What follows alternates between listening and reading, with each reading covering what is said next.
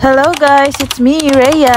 5 buwan na nga palang nakakalipas simula nung kinasal kami ni Mister. Ngayon ipapakita nga namin kung saan kami titira. Tara!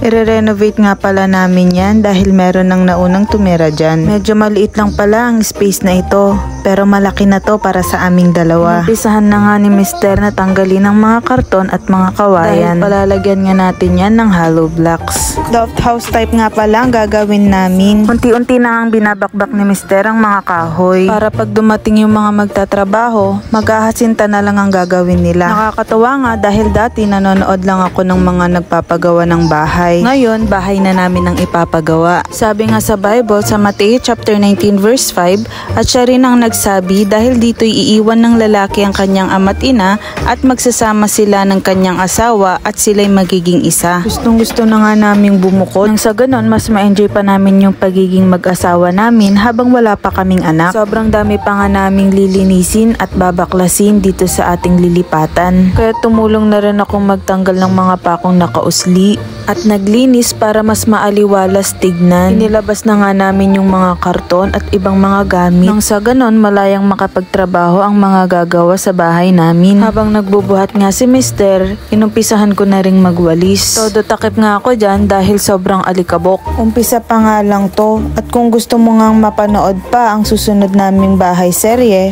pa-like and follow naman dyan. I-share mo na nga rin ito para mapanood din ng iba. Once again, it's me, Rhea. Bye-bye! Follow for more videos.